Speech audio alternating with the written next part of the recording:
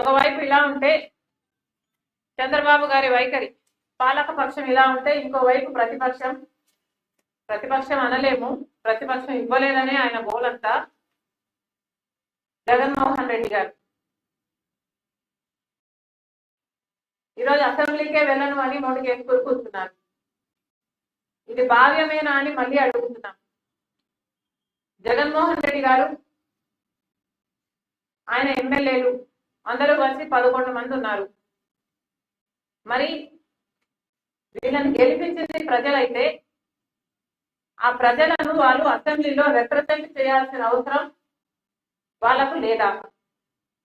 వారి బాధ్యత కాదా? జగన్మోహన్ రెడ్డి గారు అసెంబ్లీకి వెళ్ళను, నాకు ప్రతిపక్ష హోదా ఇవ్వకపోతే నాకు మైక్ ఇవ్వరు, నన్ను మాట్లాడనివ్వరు అని చెప్తున్నారు. అయ్యా, నీకు ఎందుకు ఇవ్వటం లేదు ప్రతిపక్ష హోదా? మీ స్వయం కృతాపరాధమే కదా. మీకు 11 మందే గెలిపించారు ప్రజలు అంటే, ఒకప్పుడు 151 మందిని గెలిపించిన ప్రజలు మిమ్మల్ని 11 మందినే గెలిపించారు అంటే మీ స్వయం కృతాపరాధం కాదా? ఎన్ని మాటలు చెప్పారు మీరు ప్రజలకు? ఆఖరికి రాజశేఖర రెడ్డి గారి జలయజ్ఞం ప్రాజెక్టు నవరత్నాలలో అదొక రత్నం. 6 నెలల్లో రాజశేఖర రెడ్డి గారు వదిలి వెళ్ళిపోయిన ప్రాజెక్టులు అన్ని పూర్తి చేస్తామని చెప్పి కూడా మీరు పూర్తి చేయలేదు. ఇలా 1 కాదు 2 కాదు, పూర్తి మద్యపాన నిషేధం అని మోసం చేశారు. 3000 కోట్లతో ధర స్థిరీకరణ నిధి అని మోసం చేశారు. మెగా డిఎస్సి అని మోసం చేశారు. ఇలా ప్రజలు మీ అవినీతి అక్రమాలను గమనించారు కాబట్టే మీకు 11 సీట్లే ఇచ్చారు.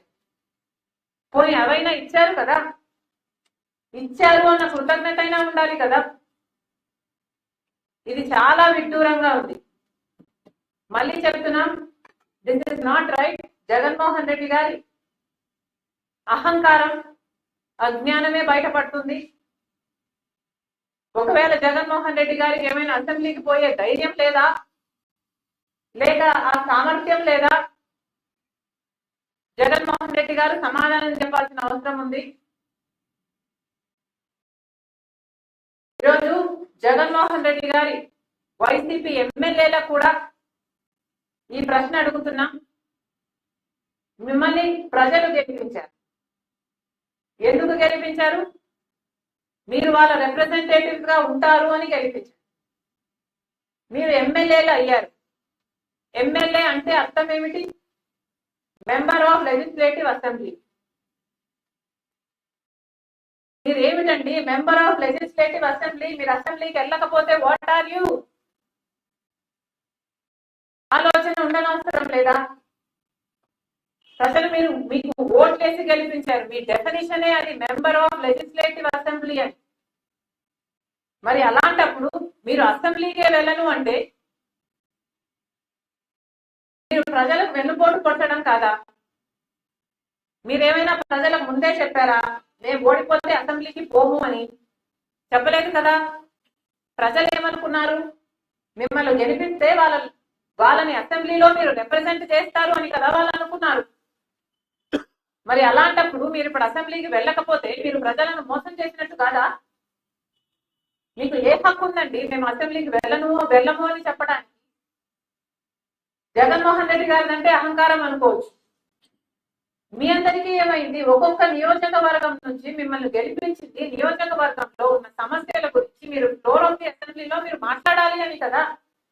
మీరు అక్కడెక్కడో మాట్లాడతాం, మా ఇంట్లో మాట్లాడతాం, పక్కింట్లో మాట్లాడతాం అంటే ఏమర్థం ఉందండి? మాట్లాడొద్దు అనటం లేదు, పోరాటాలు బయట చేయొద్దు అనటం లేదు, కానీ అసెంబ్లీ లో కూడా చేయాల్సిన అవసరం ఉంది కదా. ప్రజలు మీరు పంపించిందే మెంబర్స్ ఆఫ్ లెజిస్లేటివ్ అసెంబ్లీ అయితే మీరు పోము అంటే ఎంత అజ్ఞానమో ఇది బయటపడుతుంది. మళ్ళీ చెప్తున్నాము, this is not right. YCP ఎమ్మెల్యేలకు కూడా చెప్తున్నాము,